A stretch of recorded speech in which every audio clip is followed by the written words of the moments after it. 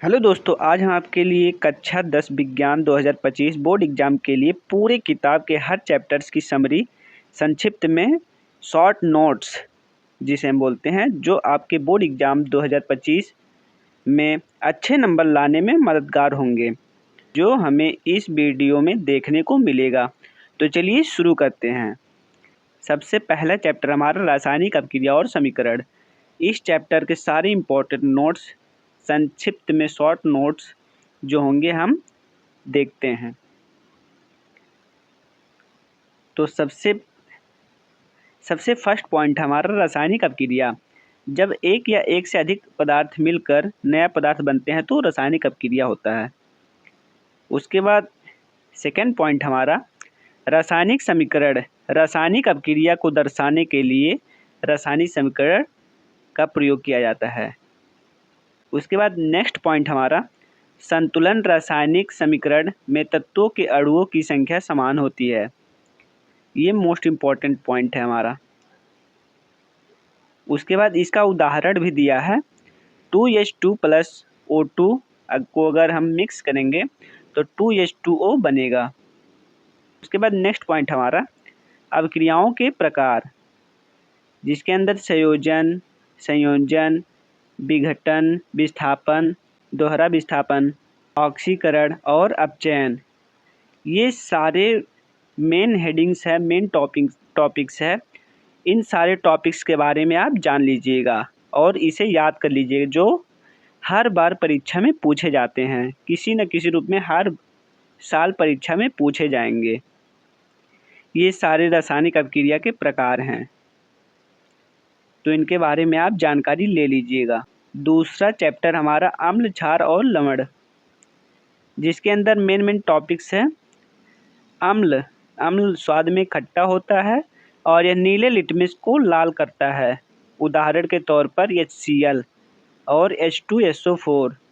अगर आपको नहीं पता है कि अम्ल नीले लिटमस पेपर को लाल करता है तो यह प्रैक्टिकल में भी बताया जाता है। इसका ट्रिक है अनिल। आ से अम्ल, नी से नीले लिटमस पेपर को, ला से लाल करता है। इस तरह से आप याद कर सकते हैं। उसके बाद नेक्स्ट पॉइंट हमारा क्षार स्वाद में कड़वा होता है और यह लाल लिटमस को नीला करता है। उदाहरण के तौर पर NaOH और KOH। अगर इससे भी प्रैक्टिकल में करके दिखाया जाता है। अगर आपको इसे ट्रिक्स याद करना है तो इसका ट्रिक है छालनी। छा से क्षार, ला से लाल लिटमस पेपर, नी से नीला कर देता है। छाल लाल लिटमस पेपर को नीला कर देता है। उसके बाद नेक्स्ट टॉपिक हमारा लवण। अम्ल और क्षार के अभिक्रिया से बनता है। लवण जो है अम्ल और क्षार दोनों आपस में मिल करके जो क्रिया होती है उससे लवण बनता है। उदाहरण के तौर पर NaOH और HCl, इससे बन जाएगा NaCl प्लस H2O। उसके बाद नेक्स्ट पॉइंट हमारा pH मान। pH मान जो होता है अम्लीयता या क्षारीयता का माप है। pH मान वह स्केल है जो अम्ल और क्षार दोनों को मापता है और इसकी जो स्केल होती है 0 से 14 तक होती है। दोस्तों, अगर इसका पूरा वीडियो चाहिए तो प्लीज़ कमेंट करके ज़रूर बताएं। उसके बाद नेक्स्ट चैप्टर हमारा जीवन प्रक्रियाएं। इसे इंग्लिश में लाइफ प्रोसेस बोलते हैं। तो इसका मेन नोट्स जो है शॉर्ट नोट्स है। आवश्यक प्रक्रियाएं, इसके अंदर आ जाएगा पोषण, श्वसन, परिवहन और उत्सर्जन। इन सब के बारे में आप जान लीजिएगा। अगर इसका एक एक चैप्टर, एक एक टॉपिक का अगर फुल वीडियो चाहते हैं तो कमेंट करके ज़रूर बताएं। जैसे ए हो गया हमारा पोषण। पोषण के अंदर हमें दो चीज़ें देखने को मिलता है, एक स्वपोषी और एक परपोषी। स्वपोषी पौधे प्रकाश संश्लेषण करते हैं। स्वपोषी पौधे प्रकाश संश्लेषण करते हैं। उसके बाद परपोषी जीव भोजन ग्रहण करते हैं।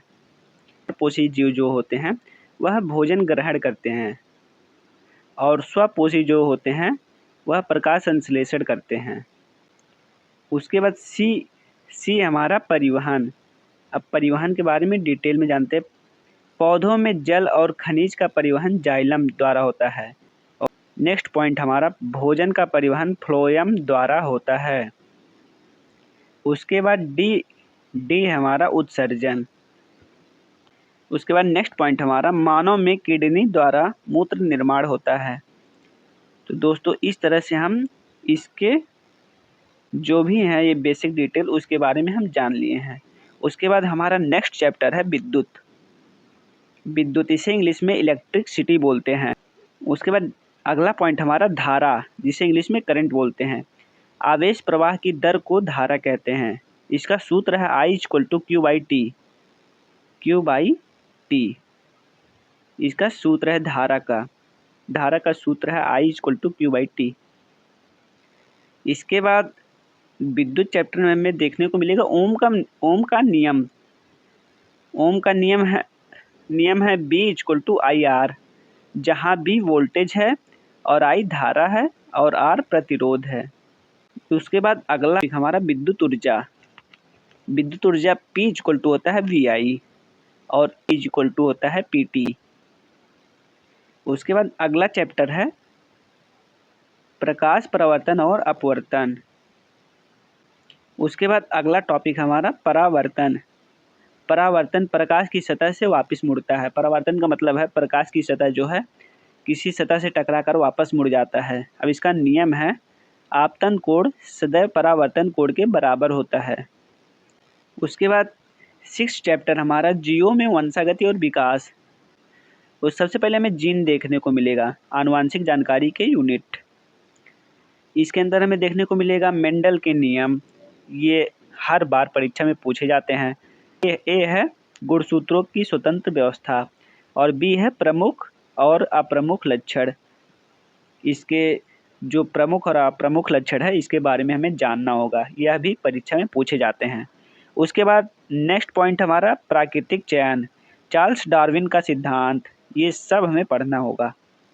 उसके बाद 7वां चैप्टर हमारा पर्यावरणीय प्रबंधन। इसके अंदर हमें देखने को मिलेगा अपशिष्ट प्रबंधन। इसके अंदर हमें देखने को मिलेगा जैव अपघटनीय और अजैव अपघटनीय। इन सारे टॉपिक्स को आप याद कर लीजिएगा। और साथ में उसके अंदर हमें देखने को मिलेगा ऊर्जा के स्रोत जो है नवीकरणीय, सूर्य पवन और गैर अनवीकरणीय जैसे कोयला और तेल। ये सारे नोट्स इस प्रकार से ख़त्म होते हैं। तो दोस्तों इन सारे नोट्स को आप याद कर लीजिएगा, साथ में मैं जो बताया हूँ उसे भी आप याद कर लीजिएगा और मेन टॉपिक्स इसमें हैं, आप याद करके जाइएगा और सब पढ़ के जाइएगा। इसमें जो चीज़ आपको ना समझ में आया हो कमेंट करके ज़रूर बताइएगा, मैं उसका फुल वीडियो बना दूँगा। अगर वीडियो आपको पसंद आया तो प्लीज़ वीडियो को लाइक कर दें और चैनल को सब्सक्राइब कर दें। साथ में बेल आइकन को भी प्रेस करें ताकि मेरे हर नए वीडियोज़ को नोटिफिकेशन आपको मिल सके। मैं ऐसी ही वीडियोज़ आपके लिए लाता रहूँगा। तब तक के लिए जय हिंद।